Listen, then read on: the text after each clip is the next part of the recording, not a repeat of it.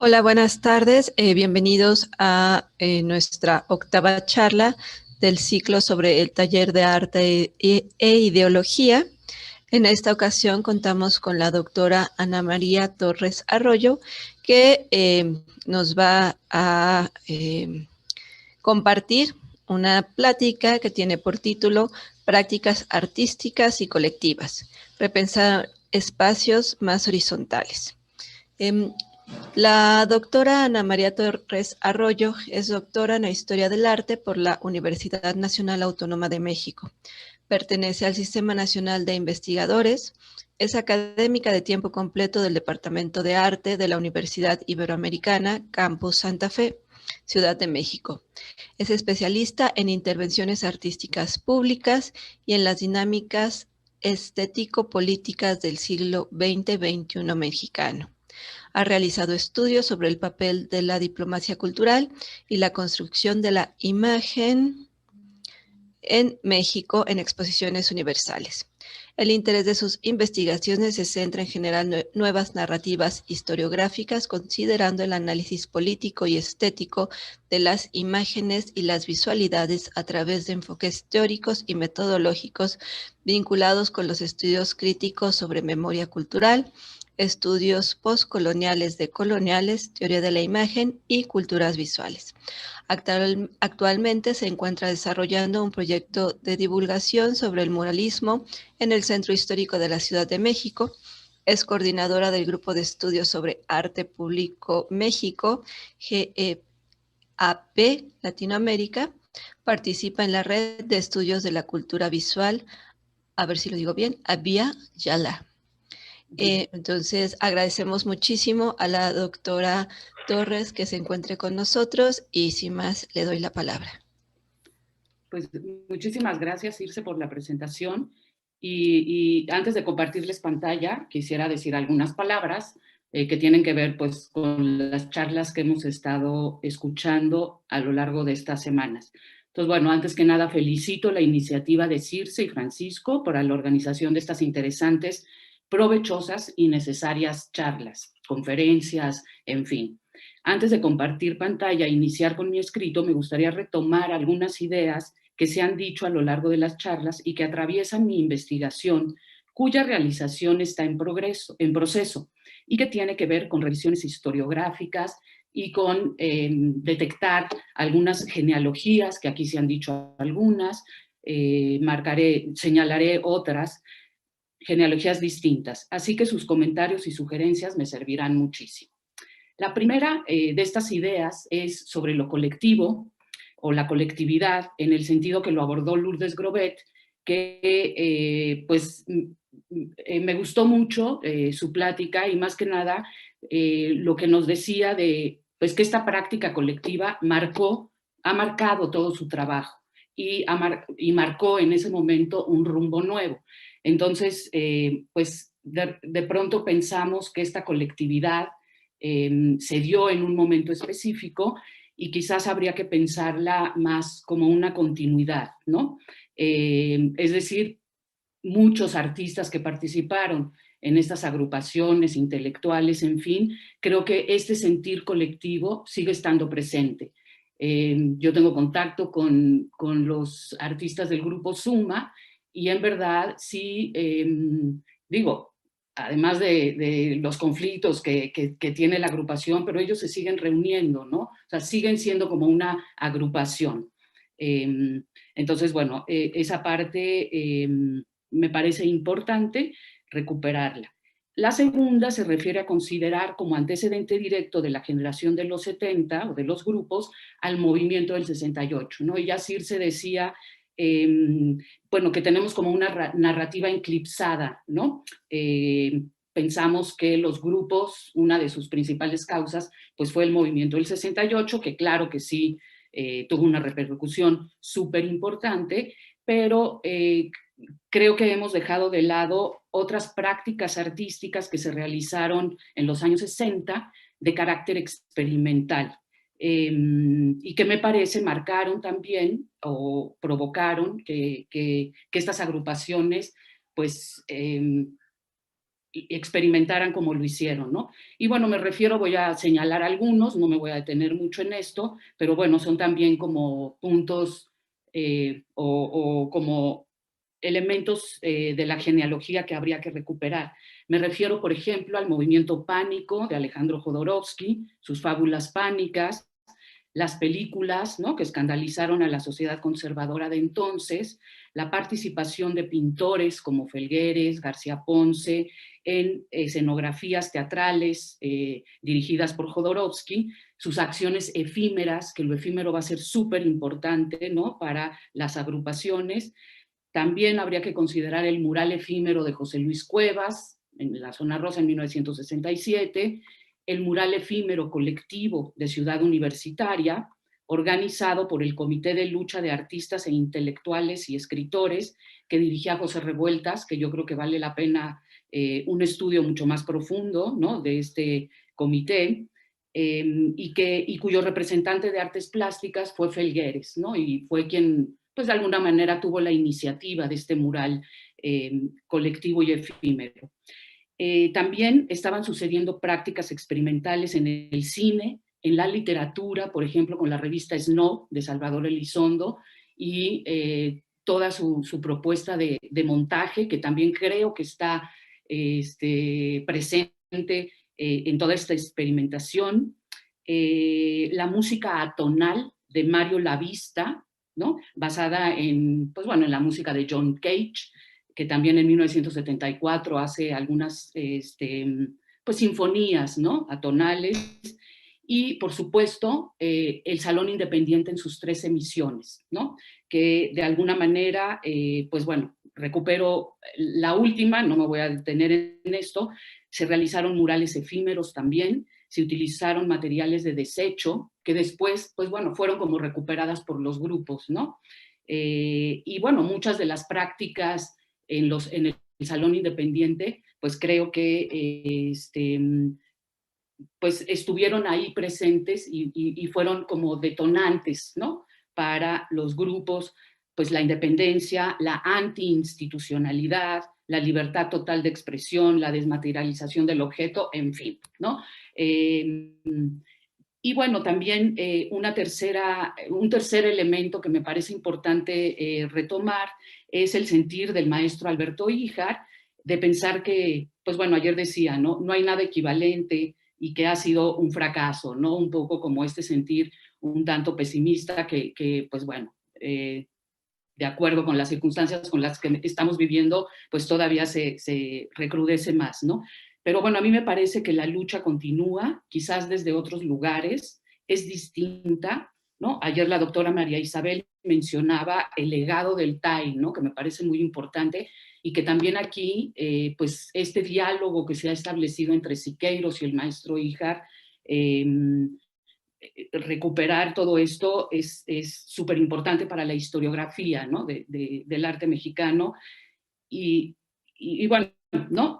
También la doctora María Isabel mencionaba los murales zapatistas y las formas de organización, ¿no?, en comunidades vulnerables y todo el trabajo colectivo, ¿no? Entonces, creo que sí hay un legado, no solo, pues bueno, ahorita recordaba, ¿no?, los murales feministas que también están ocupando muchos muros del centro histórico de la Ciudad de México, en fin, ¿no? Entonces creo que hay que pensar que pues hay formas también colectivas, pero pues como diferentes, ¿no?, distintas y en otro contexto, ¿no? Entonces, eso me parece importante.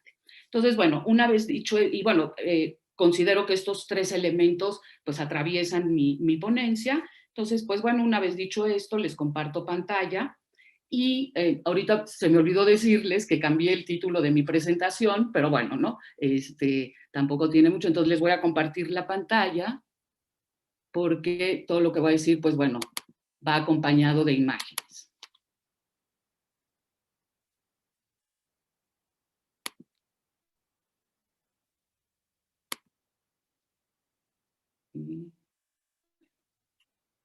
Ay, acá.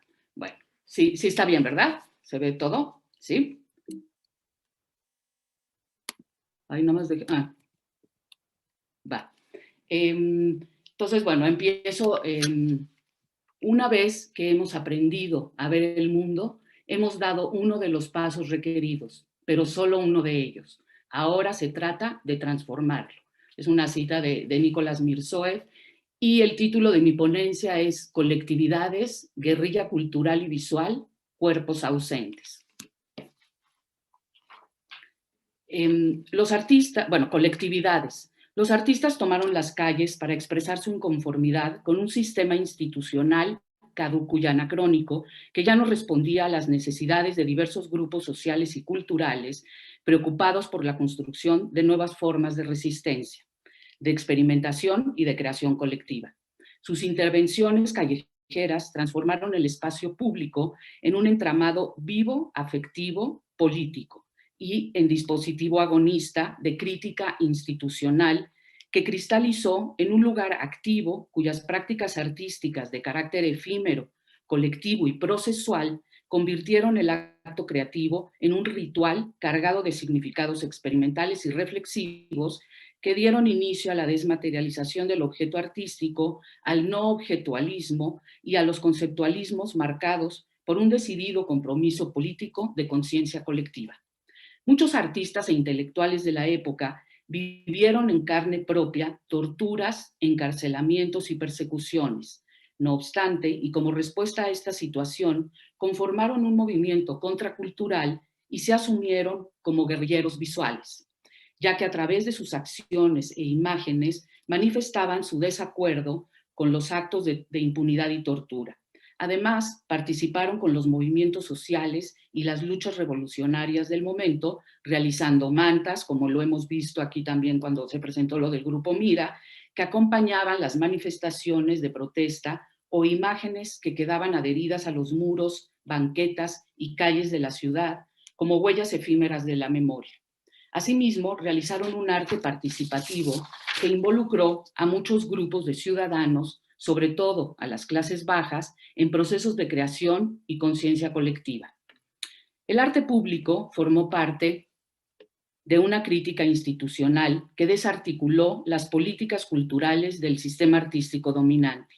Las acciones políticas, culturales y estéticas impulsaron un arte independiente que dio como resultado modos alternativos de participación y de resistencia en contra de los poderes hegemónicos. Asimismo, modificaron y cuestionaron los modelos tradicionales de producción, circulación y distribución artística. Frente a un panorama de simultánea rebeldía y represión, los artistas tomaron una postura política alejada de los partidos oficiales, vinculada con un pensamiento de mayor libertad y conciencia artística, opuesta, entre otras cosas, al desarrollo del capitalismo que había convertido al objeto artístico en mercancía de consumo. Al respecto, Ricardo Rocha, fundador del Grupo Suma, opinaba que era necesario, cito, una reflexión sobre la política cultural alejada de todo compromiso social y preocupada más por comercializar con el arte que en apoyar a una producción artística en constante investigación y experimentación. Y esta imagen que vemos en la pantalla tiene que ver con el Salón Experimental Nacional de Experimentación 1979, en donde el Grupo Suma gana el premio y deciden no aceptarlo y rechazarlo, y de hecho, pues bueno, hacer una intervención en la propia galería del Auditorio Nacional. Los grupos buscaban generar transformaciones de abajo hacia arriba, rechazaban la idea de la creación individual y de la obra de arte consagrada. Lucharon por un arte independiente, autogestivo y crítico que generó modos alternativos de participación y protesta en contra de las jerarquías autoritarias y de los modelos tradicionales. En este sentido, lo colectivo se manifestaba en las acciones en resistencia que permitían el anonimato como parte de un proceso de reconocimiento social distinto y opuesto al individualismo elitista de algunos artistas. Asimismo, el trabajo se transformó en un ritual en el cual cobraba más importancia la experiencia y el proceso de la creación que el resultado mismo. Incluso el proceso se convirtió en un acto creativo que activó lo efímero como una reacción en contra de lo eterno y lo permanente, ¿no? Y ahí tenemos, bueno, yo he trabajado mucho al Grupo Suma, entonces, pues bueno, ahí tenemos imágenes de época viendo a todos los, los integrantes del grupo Suma interviniendo la calle, las banquetas, el piso, los muros. Primero lo hicieron de manera individual, como vemos en la imagen que está del lado, en la esquina del lado derecho. Sin embargo, la calle les empezó a transformar su proceso creativo y terminaron haciendo todo un trabajo colectivo, ¿no? Con esténciles, con sellos, en fin, libros de artista, en fin.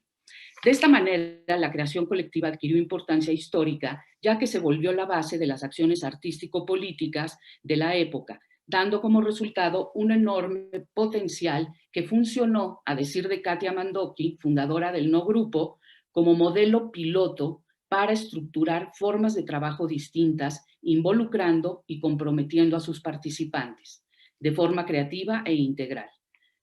A un modo de producción alternativa, ¿no? Para Mandoki, la producción grupal orgánica resultó ser más significativa como proceso de trabajo y formación de comportamiento que el resultado material de la obra, ¿no? Entonces, bueno, ahí tenemos fotografías también en donde, pues bueno, ¿no? Son imágenes en donde vemos a las agrupaciones y también, pues bueno, a esta gran agrupación, los grupos de los grupos, el Frente Mexicano de Trabajadores de la Cultura. Los grupos conformaron procesos en colectivo desde una cultura subversiva que buscaba liberar a la sociedad de los mecanismos de opresión en los que se encontraba inmersa. El arte se vinculó con acciones en resistencia en contra de las estructuras autoritarias y represoras del momento. Ocuparon la calle, convirtiéndola en un lugar de expresión, afección y comunicación, y la ciudad se convirtió en el tema de sus composiciones y en lugar expositivo de sus acciones estéticas, experimentales y de crítica social.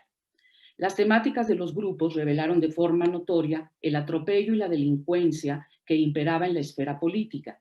Su aportación artística no solo se limitó a su presencia en el margen de lo público, sino que logró brindar visibilidad a varias denuncias sociales de la época, convirtiendo la práctica artística en un vehículo de memoria que afecta no solo lo individual, sino que busca significar el espacio social que lo circunda. A pesar de la gran represión, los jóvenes tomaron el espacio público para manifestar su descontento con las atrocidades cometidas por los gobiernos militares y autoritarios, que aquí se ha hablado mucho de pues de estas dictaduras y de la guerra sucia en México, convirtieron la obra colectiva en potencia crítica de su época, que a través de distintas estrategias poéticas, políticas y estéticas lograron construir códigos visuales críticos y espacios en resistencia. Guerrilla cultural y visual. Como hemos visto, las acciones colectivas fueron reflexión crítica sobre la situación política social que imperaba en México.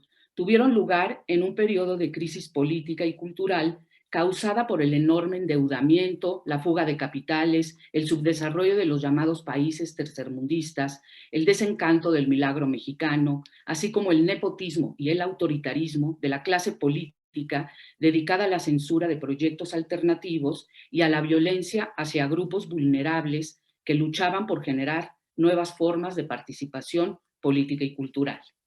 En escenarios internacionales también se vivía una gran represión mediante las políticas intervencionistas de los Estados Unidos, sobre todo en países latinoamericanos, que recrudecían el clima de la época, dirigido principalmente al apoyo armamentista de las dictaduras militares alienadas a grupos conservadores que buscaban eliminar principalmente proyectos vinculados con el pensamiento de izquierda. Recordemos los asesinatos del Che Guevara en 1967, de Martin Luther King en 1968, la guerra de Vietnam del 55 al 75, así como la recurrente represión ejercida en contra de movimientos sociales, políticos y culturales surgidos en diferentes ciudades del mundo que en algunos países, como México, fueron violentamente aniquilados. Esta crisis política, económica y cultural se desarrolló como una guerra encubierta, cuyos efectos también se manifestaban en la mayoría de los países latinoamericanos. Gran parte de las dictaduras que surgieron sirvieron a los intereses políticos de Estados Unidos para continuar con esta posición hegemónica neoliberal y contrarrestar la creciente influencia de la nueva izquierda. Cada una de las acciones de desestabilización política acontecidas en países como Cuba, República Dominicana, Guatemala, Granada, Panamá, Brasil, México, Uruguay, Argentina, Chile, El Salvador y Nicaragua tuvieron apoyo principalmente de índole económico, militar y armamentista. Esta política originó la conformación de dictaduras y de mecanismos coordinados de represión que gradualmente se fueron intensificando a través de torturas, desapariciones forzadas, asesinatos y encarcelamientos injustos. Si bien en México no se vivió una dictadura como tal, el poder político marcó una etapa de control militar y represivo, así como mecanismos de ocultamiento que opacaron durante muchos años los miles de crímenes que hasta la fecha han quedado impunes, como el caso de Lucio Cabañas y de Genaro Vázquez, asesinados en 1974 Lucio Cabañas y en el 72 Genaro Vázquez. Maestros rurales que fueron asesinados por promover una pedagogía revolucionaria vinculada con las problemáticas sociales y con ideas de izquierda. Y bueno, recordemos que estos dos maestros tenían participación en las escuelas normales rurales, ¿no? Como respuesta a esta política estatal represiva, surgieron en México diversos movimientos guerrilleros, tanto en el medio rural como en el urbano, que se convirtieron en el centro de las batallas ocultas. Se iniciaron fuertes tensiones y enfrentamientos marcados por una campaña discursiva, visual y mediática, nacional e internacional, en contra de los modelos comunistas y socialistas que generaban la construcción de imaginarios entre la población desde un orden de poder simbólico e identitario. En este sentido, la cultura visual se configuró desde la imagen de un mundo polarizado entre dos modelos opuestos, diseñados a partir de estrategias ilusorias que construían un futuro basado en el bienestar social. Un claro ejemplo de este proceso fue el gran montaje simulado construido en México, en donde se llevaron a cabo de forma simultánea la matanza de miles de jóvenes en Tlatelolco y los 19 Juegos Olímpicos en México, ¿no? El 2 de octubre fue la matanza y el 12 de octubre fue la inauguración de los Juegos. La memoria colectiva de este periodo estuvo marcada por un discurso cargado de armonía y prosperidad que ocultaba los asesinatos y desapariciones y presentaba a la juventud, sobre todo a la juventud deportista, como el futuro prometedor de la nación, como el nuevo hombre, ¿no? En contraposición al nuevo hombre del Che Guevara y de la guerrilla. Por su parte, el Estado mexicano desató una guerra como una política agresiva en contra de los opositores al régimen. Su principal estrategia fue el asesinato de activistas sociales, la desaparición forzada, el encarcelamiento de sospechosos o cualquier persona que a su juicio estuviera vinculada con grupos de izquierda. Estos enfrentamientos involucrados a muchos sectores de la sociedad mexicana, estos enfrentamientos involucraron a muchos sectores de la sociedad mexicana, provocando tensiones fundamentales a nivel político, económico, cultural y artístico. Hacia finales de la década de los 70, el grueso de la izquierda socialista declaró definitivamente su independencia con respecto a la jerarquía estatal. El movimiento político socialista y revolucionario se oponía ahora al Estado despótico y a su red corporativista. Los maestros, los campesinos, los obreros e intelectuales formaban grupos clandestinos que coincidían con la vía armada como única alternativa de transformación social. Varios sindicatos, ferrocarrileros y maestros dejaron de ser aliados del gobierno. Los estudiantes cuestionaban las estructuras sistémicas conservadoras como la familia y la escuela. Como hemos visto, los artistas e intelectuales iniciaron una revolución cultural que estableció interconexiones entre lo social, lo político y lo estético, con lo cual se abrieron espacios de participación ciudadana que mostraban el carácter crítico de los procesos creativos. Desde el movimiento del 68 y en apoyo a los estudiantes, se formó la Alianza de Intelectuales, Escritores y Artistas, en cuya directiva figuraban, entre otros, los escritores, como ya mencioné, José Revueltas, pero también Carlos Monsiváis, Juan Rulfo y el pintor Manuel Felgueres, entre otros, ¿no? Uno de los objetivos de esta agrupación fue crear colectivos sin partido, conscientes de la praxis democrática, iniciando así prácticas artísticas más horizontales. El pensamiento neomarxista, que también aquí se ha hablado mucho, tuvo una presencia importante en los países latinoamericanos, basado principalmente en las ideas de Antonio Gramsci sobre la creación de una filosofía de la praxis y de Herbert Marcuse, quien concebía la emancipación de la humanidad a través de una revolución cultural. En muchos países de la región, como México, el pensamiento de izquierda estuvo marcado por el libro El hombre unidimensional, publicado en 1965 por Herbert Marcuse, traducido al español por el crítico de arte Juan García Ponce. Cabe mencionar que Marcuse estuvo en México en 1966, invitado por Enrique González Pedrero para impartir unas conferencias en la Facultad de Ciencias Políticas y Sociales de la UNAM, las cuales fueron publicadas en 1968 bajo el título La Sociedad Industrial Contemporánea. El hombre unidimensional postulaba que la manera de romper con el sistema impuesto residía en concientizar a los grupos subalternos y excluidos para hacerlos partícipes de las transformaciones. Para los intelectuales latinoamericanos, estas ideas fueron leídas como desplazamientos de los centros hacia las periferias. La crítica de arte buscaba su autonomía con el canon universalista impuesto por Occidente. El espíritu revolucionario del periodo se apoderó del gremio artístico mexicano. El trabajo colectivo involucraba también prácticas artísticas de participación ciudadana, que formaba nuevos sujetos sociales capaces de participar en los procesos de transformación social. En este sentido, los artistas se convirtieron en guerrilleros visuales. En sintonía con estas ideas, los críticos de arte Federico Moraes y Juan Hacha se referían a los procesos artísticos de la época como guerrilla cultural. En 1970, Moraes escribía que la guerrilla artística era una práctica que tenía como principal intención involucrar al público en los procesos creativos, estrategia que utilizaron muchos colectivos en México. Por su parte, el crítico de arte, curador, teórico y profesor Juan Hacha, publicó en 1975 el artículo Arte y Política, en el cual exploraba las dinámicas artísticas como acciones contraculturales y revolucionarias que implicaban una protesta en contra de los hábitos burgueses. Bueno, esta es una cita, ¿no? Hacha defendía la necesidad de encauzar el arte de vanguardia para alcanzar una revolución cultural, pues pensaba que los artistas no producían obras de arte político, ni un arte nuevo, sino una ecología objetual y un nuevo territorio visual en el que las capacidades sensoriales de las masas se convierten en instrumentos políticos.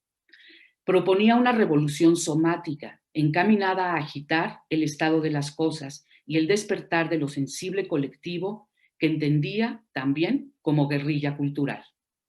Hacha trabajó con la noción de arte no objetual, que consideraba como contraposición a la concepción del arte vendible y transportable.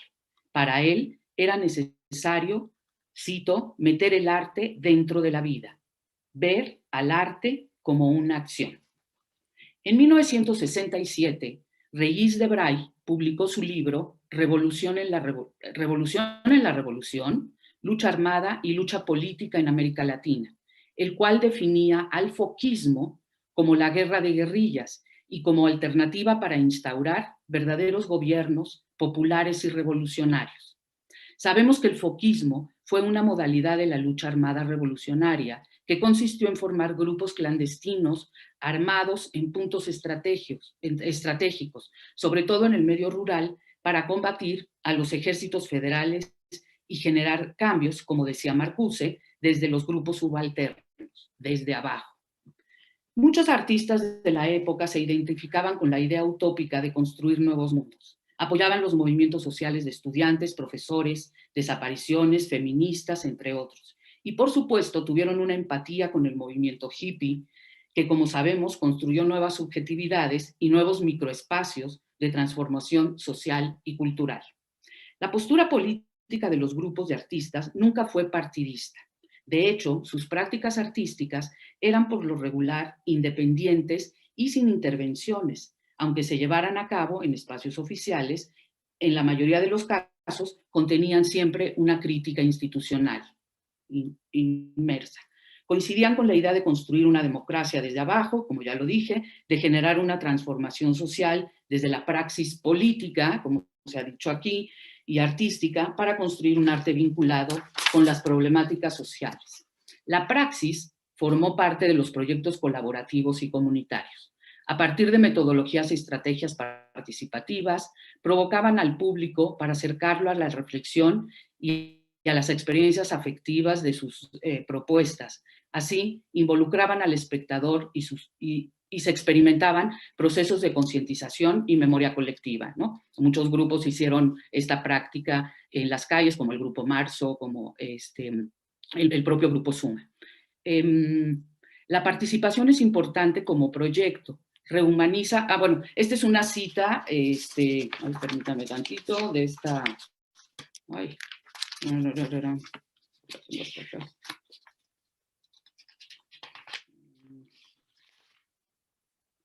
bueno, del libro de Claire Bishop, Infiernos Artificiales, Arte Participativo y Políticas de la Espectaduría. Entonces la cito: la participación es importante como proyecto, rehumaniza a una sociedad adormilada y fragmentada por la instrumentalización represora de la producción capitalista.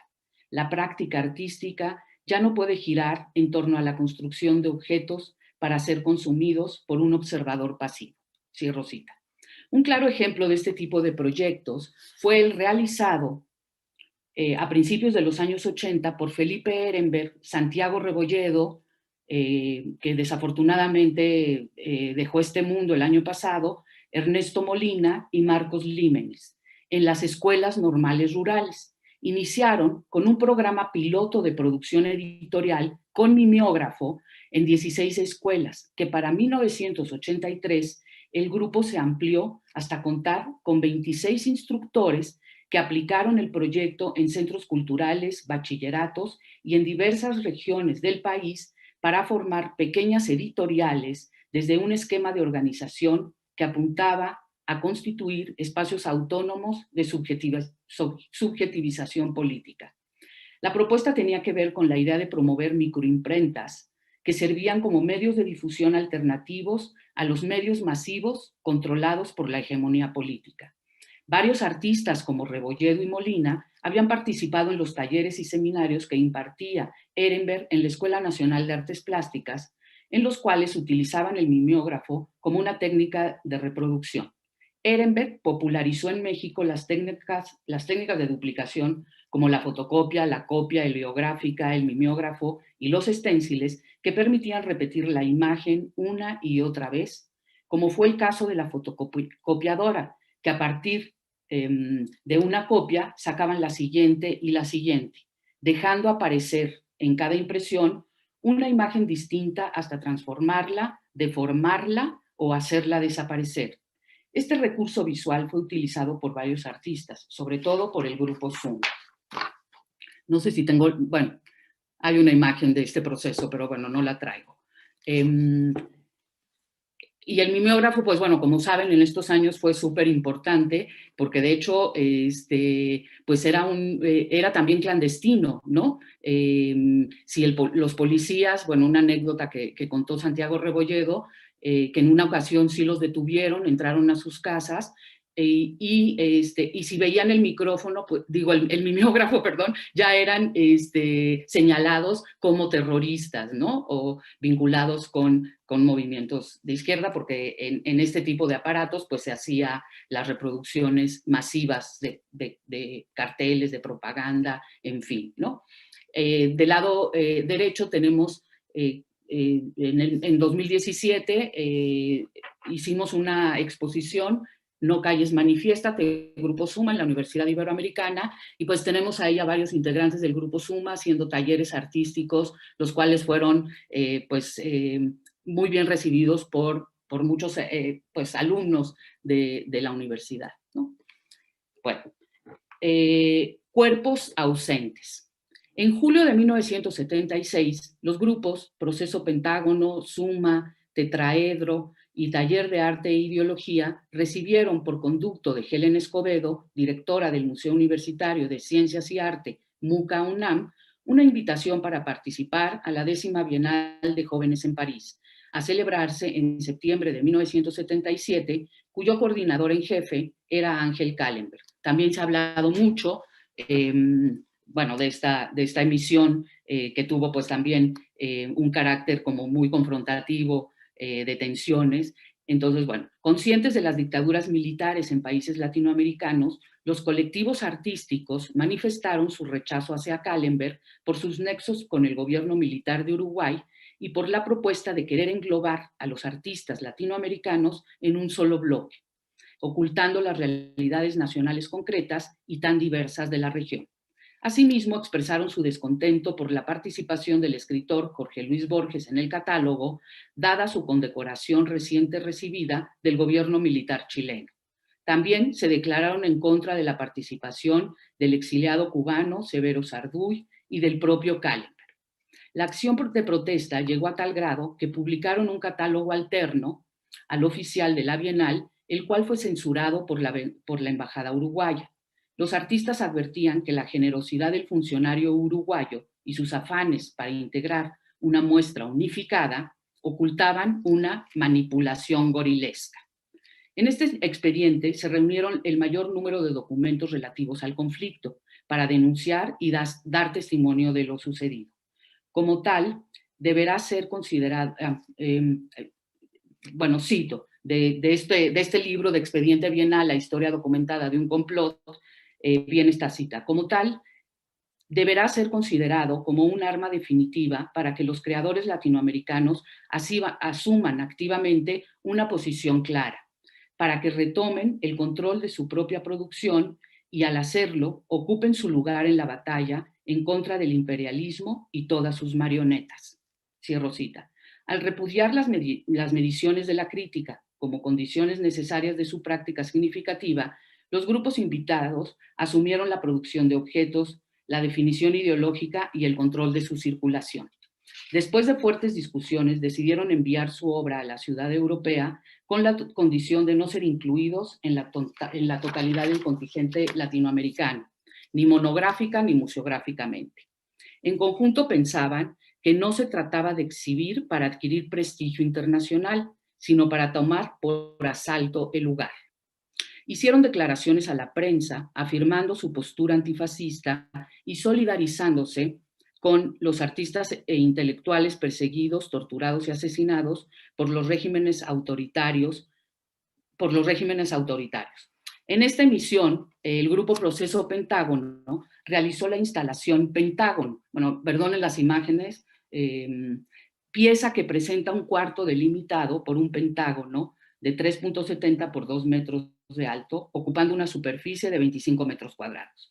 Construido con 5 muros de madera, pintados de color aluminio, en donde aparecen mapas de América Latina en distintas posiciones, y en la entrada de esta estructura, el espectador se encuentra con un cuerpo figura en forma de bulto muerto. En su interior se encontraba una instalación con diversos objetos que referían a los procesos políticos durante la Guerra Sucia y al uso de la tortura contra los grupos guerrilleros. Del lado izquierdo colocaron un traje de militar, a continuación hay una serie de casilleros colgados en los muros con diferentes objetos que aluden directamente a mecanismos de tortura. En una vitrina se lee Genaro Vázquez Rojas, ha muerto. También se observan tijeras, cucharas oxidadas, huellas digitales, fotografías, identificación de personas, frascos con órganos, listas de países latinoamericanos, botas y sillas numeradas con esténciles, una oreja realizada en yeso, un cómic de la familia Burrón, una silla eléctrica, periódicos en el suelo. El espacio de esta instalación lo habitan los objetos memoria como señal que recuerdan al desaparecido. Un año más tarde, los integrantes del grupo Pentágono, participaron en la primera exposición organizada por el Frente Mexicano de Grupos Trabajadores de la Cultura, titulada Muro frente a Muro, con la pieza Top Secret, en la cual colocaron ropa y objetos personales. No tengo imagen de esta instalación, ropa y objetos personales codificados con tarjetas cuyos datos referían a sus dueños, todos ellos desaparecidos. Es importante mencionar que esta exposición fue censurada por las malas palabras que aparecían en una manta del grupo Germinal. Como ya vimos, la manta se convirtió en estrategia de comunicación visual, social y política. En 1981, el grupo Proceso Pentágono realizó ¿A qué te supo el desayuno?, una instalación conformada por una mesa que aún guarda los restos de un desayuno dejado a medias, un plato con un huevo frito, frijoles, taza de café, cenicero con colillas. Objetos personales cuelgan del muro contiguo y sobre la mesa una nube de madera tiene inscritas las iniciales de los países latinoamericanos bajo las dictaduras. Asimismo, aparece una revista abierta en una página donde se lee la noticia sobre la desaparición de Alaide Fopa, poeta, activista feminista de origen guatemalteco, desaparecida el 9 de diciembre de 1980. Además de las alusiones al poder imperialista como eje rector de la tortura, las imágenes de Proceso Pentágono refieren a la guerra sucia llevada a cabo en México. Su trabajo formaba parte de una contrainformación que los medios ocultaban y que el Estado se encargaba de prohibir el acceso a los archivos de la guerra sucia por tratarse de asuntos confidenciales. Incluso su propio nombre refiere al número inicial de sus fundadores más el azar como quinto elemento. Como a su forma de organización y articulación identitaria, su modo de trabajo, el proceso y la necesidad en plena Guerra Fría de construir órganos de contrainformación frente al otro del mismo nombre, o sea, el Pentágono del Departamento de Defensa de Estados Unidos. Las prendas de vestir sin cuerpos son vestigios y son signo. Representan la dialéctica presencia-ausencia. Son objetos significativos que no tienen dueño. Nos invitan a participar de la escena. Son la representación de la pérdida que coloca nuestra mirada en el lugar de los hechos. Nosotros completamos el vacío de la ausencia. Bueno, cuerpos espectrales, ya para terminar. El grupo Suma realizó una carpeta de 20 sellos en donde aparecen algunos desaparecidos. Los sellos realizados en 1978 a partir de una serie de fotografías que aparecían en varios carteles que acompañaban a las manifestaciones de protesta y en los periódicos de la época. Bueno, estas fotografías las sacaban de los periódicos de la época. Estrategia que generaba códigos de comunicación cercanos a los familiares de los desaparecidos. Se trata de un cartapacio de papel craft con impresiones de sellos de goma mimeografiados realizadas con stencil electrónico sobre cartoncillo. De los 20 sellos de los 20 sellos de la carpeta mencionada, hemos identificado a Rosario Ibarra de Piedra y a su hijo Jesús Piedra Ibarra. Creo que por acá, bueno, ahí está Jesús y por ahí sale Rosario, creo que en la última imagen. Dos rostros que forman parte de la historia de las desapariciones forzadas en México. Jesús tenía 21 años, era estudiante de medicina y militante de la Liga 23 de septiembre. Fue secuestrado y desaparecido el 18 de abril de 1975 en Monterrey, Nuevo León, por policías estatales al mando de Carlos Solana Macías y por agentes de la Dirección de Seguridad. La Liga 23 de septiembre fue una organización político-militar que de manera clandestina luchó por la creación de un partido, luchó por la organización de un partido, y un ejército revolucionario popular y socialista. Se fundó el 15 de marzo de 1973 en Guadalajara, Jalisco. Editó un periódico que titularon Madera, periódico clandestino, que se puede encontrar en internet, que llegó a publicar 58 números y a tener tiraje de hasta 70,000 ejemplares. Arturo Gamiz, Pablo Gómez y Salvador Gaitán buscaron emular en México el asalto al cuartel Moncada en Cuba del 26 de julio de 1953 y realizaron el asalto al cuartel militar en la Sierra de Madera, Chihuahua, el 23 de septiembre de 1965. conformando la primera guerrilla mexicana y la primera acción del Grupo Popular Guerrillero, en la que participaron campesinos, estudiantes, maestros y líderes agrarios en un enfrentamiento en donde murieron 8 de sus miembros. Bueno, después de una búsqueda exhaustiva, volvemos a Rosario Ibarra, Rosario Ibarra, junto con madres de familias, formaron en 1977 el grupo Pro Defensa de Presos, Perseguidos, Desaparecidos y Exiliados Políticos en México, que poco tiempo después cambió su nombre a Grupo Eureka. El 28 de agosto de 1978, Rosario Ibarra, junto con 84 mujeres y 4 hombres con familiares de las víctimas, entraron a la Catedral de la Ciudad de México y sacaron una manta roja con la leyenda "Los encontraremos". Este acto de protesta y resistencia, que exigía una amnistía para 1.500 presos y medio millar de desaparecidos políticos, quiso ser censurada por curas y agentes policíacos. Sin embargo, tuvieron el apoyo de mucha gente, en los que se encontraba el Grupo Suma, y ese mismo día iniciaron la primera huelga de hambre, que después de 4 días de ayuno, con amenazas de desalojo, decidieron terminar. Al día siguiente, en su informe presidencial, José López Portillo anunció la liberación de 1.500 presos políticos, canceló la orden de aprehensión de 2.000 personas y dejó que varios exiliados regresaran a México. Estaban en Cuba, Francia, Suecia e Italia.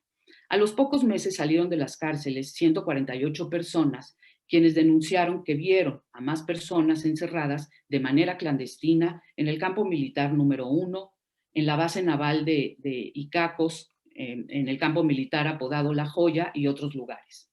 Para entonces ya se había formado, con los exhuelguistas como fundadores, el Frente Nacional contra la Represión.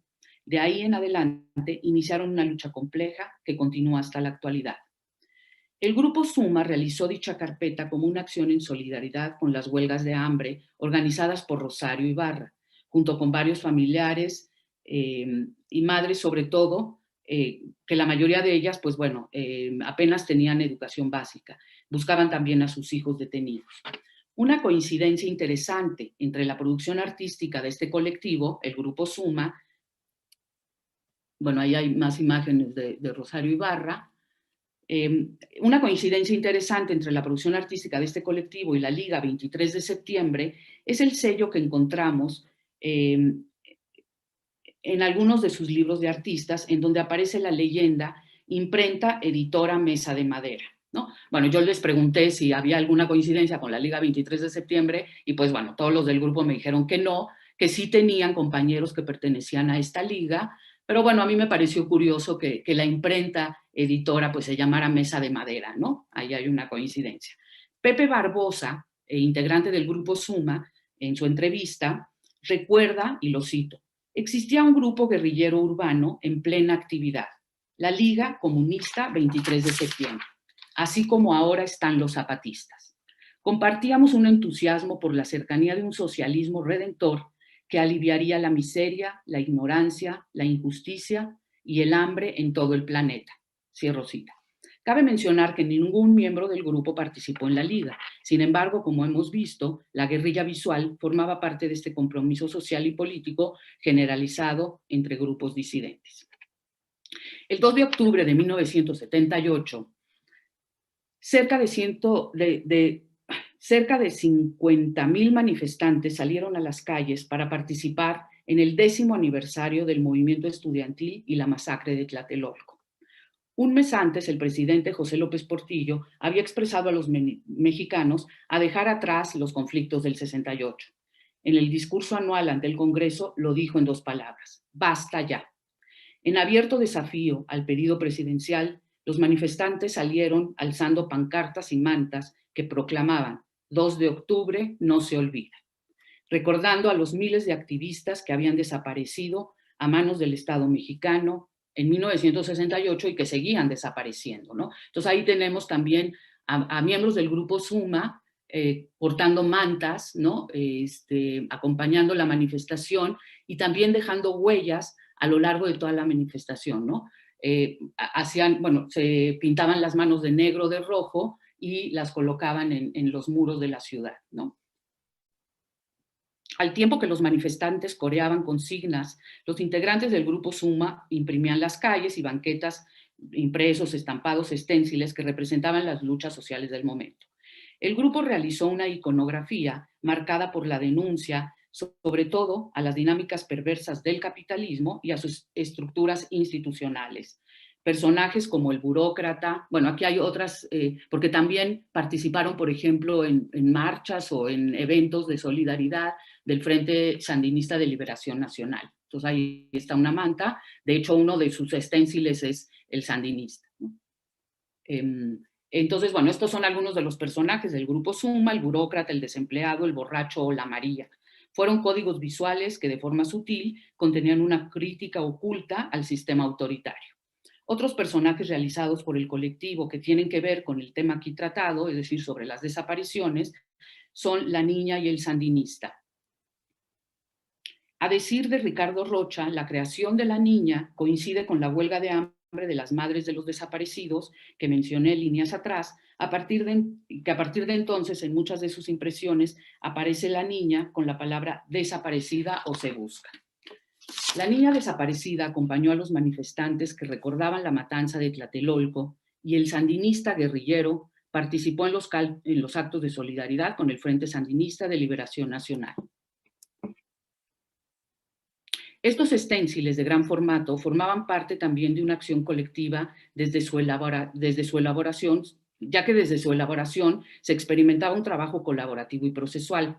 Sobre grandes cartones se trazaba la silueta de algún personaje que reflejaba las principales problemáticas de entonces, para después cortarlo con un cúter, con lo cual obtenían una matriz que utilizaban para estamparlo con aerosol en los muros, las calles, las banquetas de la ciudad.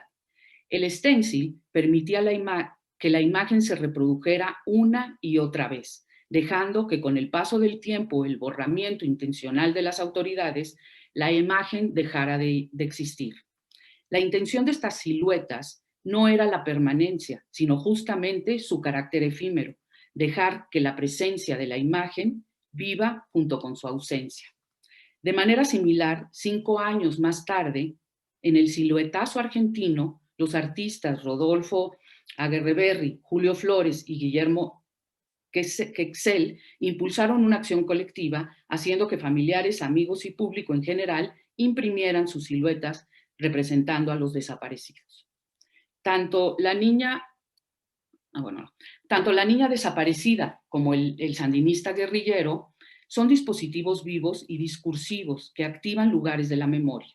Representan la destrucción de los poderes hegemónicos desde la construcción de un nuevo sujeto social, convirtiendo la silueta en cuerpo de crítica institucional que desde la gestualidad, lo político y la experiencia no dejan de provocar una reflexión que interpela nuestro presente. Son imágenes fantasmas que sobreviven el devenir del tiempo como imágenes dialécticas que configuran tiempos heterogéneos. Son personajes cuya carga afectiva convierte la práctica artística en un ritual colectivo de resistencia en contra del olvido. Son imagen afecto, ya que en el acto de crear, en el momento de colocar el stencil en el soporte, ya sea la calle, la banqueta, el muro o el periódico, se desprende al mismo tiempo un impulso poético que no deja de ser doloroso. Otra imagen que aparece en las creaciones del grupo Suma son sus rostros, que utilizaron como carta de presentación. Los integrantes del grupo Suma los tenemos del lado izquierdo y bueno, recordemos que siempre los desaparecidos aparecen los rostros, ¿no? Entonces también hay una coincidencia interesante. Lo que llama la atención en esta imagen es la analogía visual con los carteles y mantas que reclaman a los desaparecidos. En este sentido, sus rostros funcionan como muerte viviente, como una forma de reclamar el dolor de los desaparecidos. Nos muestran que la impunidad nos involucra a todos. Los rostros son gestos que representan el campo de una lucha política, ¿no? Y un poco siguiendo y glosando a Didi Huberman, son objetos que circulan denunciando la aparición de los desaparecidos. Son cuerpos que no están muertos, son cuerpos destinados a reaparecer de nuevo en las imágenes como fantasmas. Y bueno, de acuerdo con Nelly Richard, queda por imaginar el trabajo de una memoria que no sea la memoria pasiva del recuerdo cosificado. sino una memoria sujeto capaz de formular enlaces constructivos y productivos entre pasado y presente para hacer estallar el tiempo ahora, que se ve retenido y comprimido en las partículas históricas de muchos recuerdos discrepantes que silenciaron las memorias oficiales. Esto es una idea de Nelly Richard. Y ya para terminar, las instalaciones de Proceso Pentágono y los personajes del grupo Suma representan la dialéctica entre ausencia-presencia. Son cuerpo-afecto que se manifiestan y accionan con nuestra mirada. Se piensa, y cito a Didi Huberman, se piensa entonces en rescatar el pathos y la acción política. La imagen entonces hay que mirarla como posibilidad para imaginar la inacible forma de lo ausente, para imaginar una forma de plasticidad de la figura humana, o como una práctica con un anhelo quizás más ritual que artístico, para imaginar la vida. Cierro cita. La potencia de estas imágenes es que son territorios en resistencia, memorias y cuerpos colectivos. Las prácticas colectivas artístico-políticas de la época desafiaron al sistema institucional a través de gestos provocadores que removieron las políticas culturales anacrónicas, conformando espacios autogestivos de investigación que desde una praxis conceptual y afectiva lograron construir formas de participación más democráticas. Las representaciones sobre desapariciones son códigos visuales que operan como montaje al desplegar visualmente las contradicciones estructurales de los procesos que declaran la ruina de la modernidad. Lo estético se funde con lo ético y deja ver la manifestación de una práctica artística de carácter conceptual que se mezcla con el ámbito social. El movimiento guerrillero de los años 70 operó desde distintos frentes. Al ponerlos en diálogo, podemos imaginar una constelación de universos paralelos que conecta la praxis artística con múltiples dimensiones y registros para acercarnos al uso crítico del material estético. Muchas gracias. Dejo de compartir pantalla. Muchísimas gracias, Ana. No sé si habrá preguntas en el chat. Francisco. Bueno, mientras vemos si hay preguntas. Muchas gracias por esta gran cantidad de información que nos regalaste, que nos permite rastrear muchas cosas, ¿no? No sé si el maestro Híjar quiera comenzar la charla.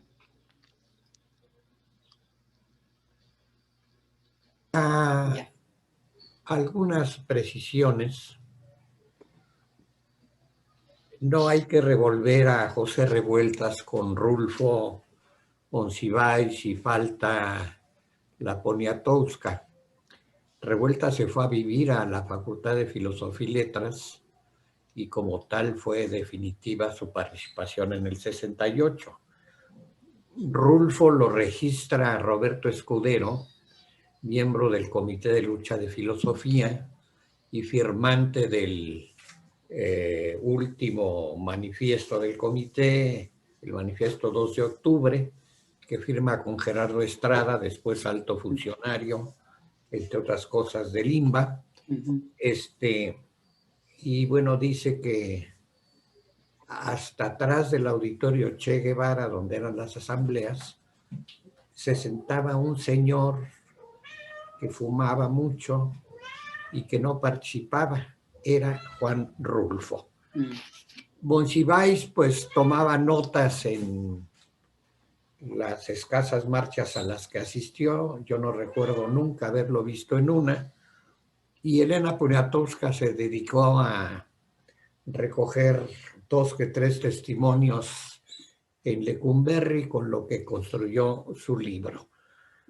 La otra precisión es que más que el hombre unidimensional, yo diría que lo que echamos a andar, me incluyo porque esta fue tarea del taller de arte y teología, fue Eros y civilización, en especial el capítulo La dimensión estética, que después daría lugar a un librito especial que creo que es el último que se publicó quizá ya después de la muerte de Marcuse, que es la fuente de esto que ha dado lugar en mis últimos libros sobre la praxis estética. Habría que incluir entre las influencias a Sánchez Vázquez y su filosofía de la praxis, su antología de estética y marxismo, su introducción a la estética que formó miles de estudiantes de los SHs recién fundados, y una influencia que empezaba era la de Foucault. Quiero mencionar la tesis profesional de Rafael Guillén sobre la escuela, donde por primera vez aparece en una tesis de filosofía no solo los gansitos Marinela, sino también la mención a la microfísica del poder de Foucault, que empezaba a influir. Lo de Regis Debré, pues es una reducción idiota que promovió la prensa y luego su vedetismo, de suponer que los que elegimos la vía armada suponíamos que organizábamos un foco guerrillero y mágicamente de ahí se desarrollaría la revolución. Esto es absurdo, no lo hizo ni el Che ni nadie más, de manera pues que habría que ver una excelente crítica de Adolfo Gili en la revista Nexos, que no es precisamente la vanguardia del proletariado, en donde comenta la obra monumental de la crítica de las armas, como un ejemplo de reducir los procesos revolucionarios a pleitos entre los dirigentes y entre facciones disidentes. De modo que, pues junto con esta crítica que había que ser a Debré, habría que ser la fundamental sobre el foco guerrillero. El mimeógrafo fundamental está puesto a la entrada de la exposición en Tlatelolco, lo cual es muy atinado, en el primer sitio de memoria sobre los desaparecidos y la tortura, en Cerrada Circular Morelia 8, donde fueron las oficinas de la Criminal Dirección Federal de Seguridad. Allí hay también un mimeógrafo. Hay que tomar notas de que no lo conoce la chaviza actual, no sabe qué es un aparato como esos, de modo que por eso ha figurado en las exposiciones una excelente pequeña que hizo la Liga en la Escuela Nacional de Antropología e Historia, y lo que falta es que el mimeógrafo era más bien institucional. Lo que se usaba más eran mimeógrafos manuales, que era simplemente un bastidor con una tela, y bueno, eso servía para hacer las reproducciones, a la par de los primeros retroproyectores para hacer las imágenes en las mantas, sobre todo, muy usados por el grupo Germinal y después por el Taller Gráfico Monumental, que era también un retroproyector manual que vendían en una papelería en la calle de 5 de Mayo, y que eran muy baratos, costaban 20, 30 pesos. Finalmente, lo de Madera, es decir, el levantamiento del Frente Popular Guerrillero en Chihuahua, no es la primera guerrilla en México, es la primera guerrilla en el siglo XX.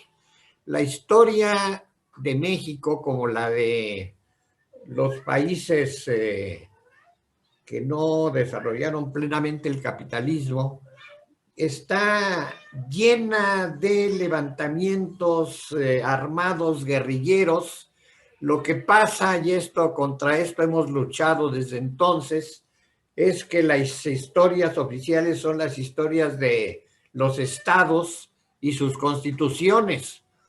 La historia que habría que construir es la historia de los levantamientos armados populares, que son los que tardíamente y de manera deformada se incluyen las constituciones hasta llegar las figuras, los nombres de Zapata, Villa y Flores Magón en letras de oro en la Cámara de Diputados de México. De modo que esta es la cuestión. Liga 23 de septiembre, sí, en plena actividad, pero en no plena actividad, las fuerzas de liberación nacional a las que pertenecí, y no solo yo, sino algunos otros miembros del TAI y luego de otros grupos, y que son el antecedente del Ejército Zapatista de Liberación Nacional, nada menos. Gracias al clandestinaje total en el que trabajábamos, se pudo superar la brutal represión sufrida en 1974 con el aniquilamiento de 5 militantes en la casa de Nepantla, con la persecución durante 2 meses hasta su exterminio de los 9 fundadores del primer campamento guerrillero Emiliano Zapata en la selva. El Frente Zapatista de Liberación Nacional lo llama los primeros. Todo esto fue posible gracias a 20 años de clandestinaje extremo, mientras los operativos espectaculares eran los de la Liga, incluyendo el asesinato de 2 militantes en pleno campus universitario en una exhibición canina. Pues estas son mis precisiones. Este es un trabajo excelente el que ha hecho la doctora Torres, la exposición de la Iberoamericana, que no sé si dio lugar a algún catálogo, libro o algo así. A mí en lo personal, que soy contemporáneo y que viví todo eso, me sorprendió porque había muchas cosas que yo no conocía. Fue una excelentísima exposición de la cual la felicito junto con las otras organizadoras. Muchísimas gracias, maestro, por todas sus precisiones. Se tomarán en cuenta. Pues sí, es una investigación en proceso y además, pues es muy compleja la historia, ¿no? O sea, de este periodo, que creo que falta mucho, ¿no? Por rescatar, por matizar, en fin. Entonces, muchísimas gracias. Y sí, se ha detenido un poco la publicación del libro del Grupo Suma, pero ya me avisaron, ya está terminado, ya está en imprenta y al parecer sale a finales de enero. Ajá, maestro. Entonces, ya tendremos, pues un libro sobre el Grupo Suma que no tiene. Y pues sí, muchas gracias por la mención a la exposición, que afortunadamente usted tuvo la oportunidad de ir. Y bueno, sí, fue un trabajo colectivo, lo que hicimos en la exposición. Yo fui coordinadora general solamente, pero pues todo un grupo de alumnos estuvo involucrado y bueno, lo que hicimos fue eso, ¿no? O sea, como una museografía y una curaduría colectiva y uno de los criterios que tomamos en la exposición es pues exponer cosas del grupo Suma anónimas, ¿no? Sin autoría ni nada, ¿no? O sea, como la producción. Y afortunadamente, pues bueno, todo lo que nosotros pudimos exponer ahí, afortunadamente está en resguardo del Instituto de Artes Gráficas de Oaxaca y el Museo de la Estampa. Entonces ahí tienen este acervo, que digo afortunadamente porque pues es una manera de preservarlo, de conservarlo y de exhibirlo, ¿no? Entonces, pues muchas gracias, maestro.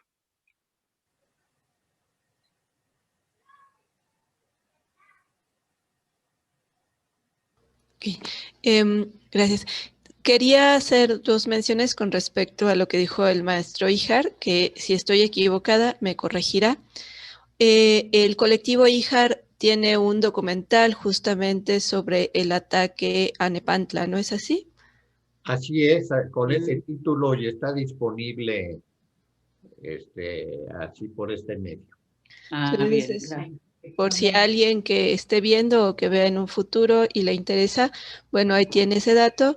Y también el hecho de que ustedes como colectivo hicieron una pequeña acción afuera de este centro de represión y tortura que está en la colonia Roma.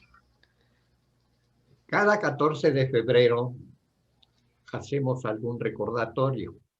En 1919 pusimos una placa en el jardín que está enfrente, bueno, allí en la Circular Morelia, que es el primer tramo de Morelia entre Avenida Chapultepec y la calle de Puebla, que fue destruido esa misma noche. Como en lo que fuera el edificio de la Federal de Seguridad, ahora se instaló una dependencia de derechos humanos de gobernación que tiene una vigilancia policíaca. Publicaron un deslinde de la destrucción de la placa que pusimos, acompañados por organizaciones como el Frente de Pueblos en Defensa de la Tierra de Atenco, de Hijos México, en fin, de organizaciones compañeras.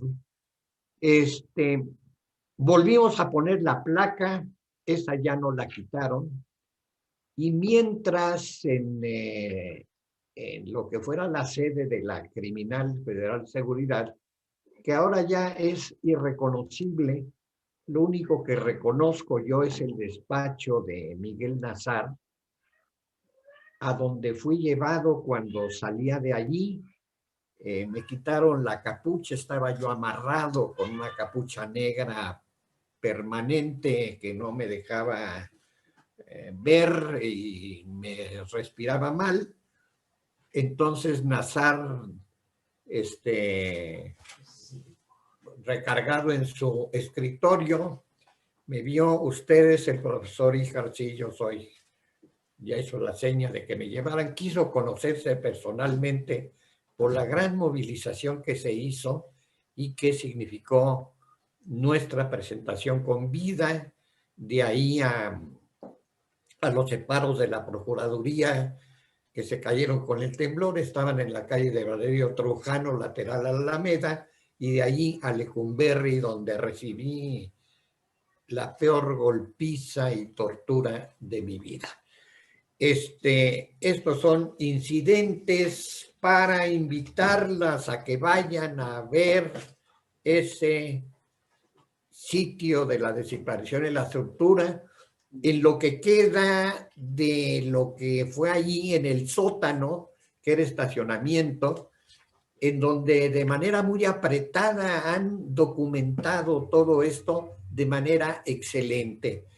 Lo inauguramos el 10 de junio de 79 con una comparecencia de una militante de la ex militante de la 23 y mía en la mañanera de López Obrador, y luego de ahí ya nos fuimos al jardín enfrente a Circular Morelia, y allí se hizo un acto de inauguración con la secretaria de Gobernación, otros funcionarios, desde luego el de Derechos Humanos, y funcionarios del gobierno del DF. Es muy importante, doctora, que fuera a ver y que lleve allí a gente interesante, porque le va a dar pistas de cosas que pasaban, que fueron muy importantes. Gracias, maestro, sí.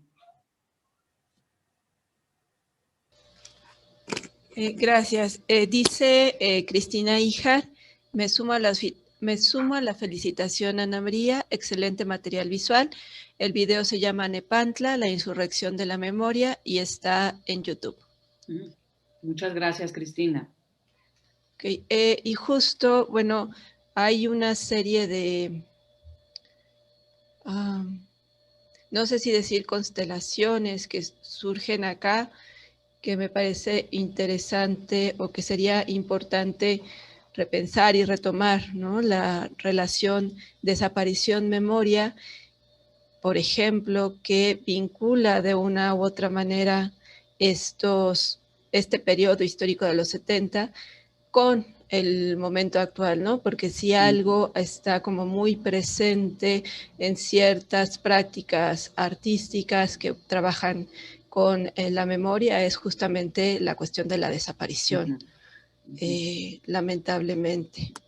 Y a mí me llamó la atención y no sé si podría o querría ahondar un poco en la cuestión.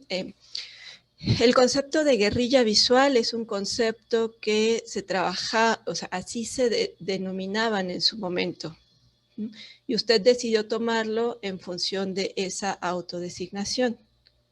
¿Sí? Lo pregunto porque es interesante, bueno, a mí me llama la atención, y esto lo digo en mote propio, no sé qué tan acertada sea mi valoración. Creo que uno de los impedimentos justamente que se ha tenido con las agrupaciones de los años 70 es esta relación con los movimientos insurrectos, ¿no? De corte armado, que es lo que ha hecho también que se tome una distancia y que también hay una distancia en el estudio de la guerrilla, ¿no? Es cierto que hay libros muy importantes como el de Laura Esquivel, me parece que es. Castellanos, perdón, de Laura Castellanos, no recordaba su nombre, sobre la guerrilla, pero son una serie de movimientos que han sido dejados de lado. En el estudio, ¿no? De la historia y de lo que implicaría. Entonces, bueno, quería hacer esta acotación en el sentido del término, ¿no? De guerrilla visual y de todo lo que podría detonar, ¿no? En relación con él. No sé si usted querría ahondar al respecto o el maestro Híjar. Nada más una cosita, es decirse, muchas gracias por tu comentario. Y sí, bueno, de hecho, pues bueno, yo entrevisté a los del grupo Suma y sí, ellos se concebían como guerrilla visual, ¿no? Entonces, a partir de ese término, pues yo lo retomo y trato como de constelar, ¿no? O sea, una guerrilla no solo armada, sino una guerrilla también cultural. Y pues bueno, ¿no? O sea, todos estos artistas que de alguna manera pues participan, ¿no? De este movimiento guerrillero contracultural desde su propia trinchera, ¿no? Entonces, de alguna manera pues es algo que me interesa seguir trabajando y dándole como visibilidad a la práctica artística, ¿no? Y a sus vínculos también, pues, con procesos sociales, ¿no? Culturales. Y bueno, movimientos sociales, ¿no? Que es un poco también algo que ha estado dejado de lado, ¿no? O sea, por ejemplo, a partir de estos sellos que yo, pues bueno, ¿no? Que encontramos en las colecciones del Grupo Suma y que identificamos, ¿no? A Jesús Ibarra y a Rosario, en fin, yo me puse en contacto con el Museo Casa de la Memoria Indómita, en donde tienen también un archivo inédito, ¿no? Que será importante también como rescatar. Y ahí tienen una colección bien interesante que, bueno, creo que ya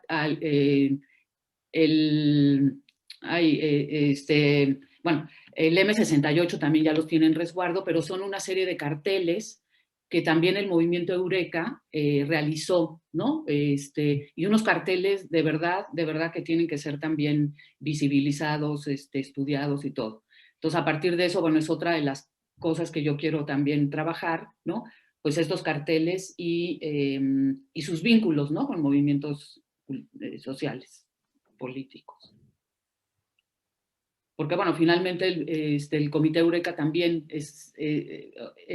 pues no está muy trabajado, ¿no? Solo se menciona, en fin. Y de hecho, una mención, la Casa de la Memoria Indómita, que ha tenido muchos problemas bueno, me imagino que ahora más, pero con todo el comercio restaurantero que se ha puesto alrededor de ellos, que dicen que ha dificultado enormemente su trabajo, ¿no? Porque para los que no están al tanto se dedican a dar visitas guiadas y charlas, entonces hay veces que dicen que no, esto no es posible. No, no. Francisco, si tengas alguna participación. No, en este momento. Ok, bueno. Pues entonces, si el maestro Ijar no desea agregar nada más, si Ana no desea agregar nada más. No, yo nada más destacar el interés que de unos 8 años para acá hay en seminarios académicos por la lucha armada en México. Esto ha dado lugar a excelentes trabajos de tesis y a la aparición de activistas, investigadores como Illich Escamilla, ahora Alberto Torres, que está finalizando su doctorado en la Facultad de Filosofía, ampliando la visión hacia nuestra América, como le decimos América Latina, los que seguimos el ejemplo de Martí.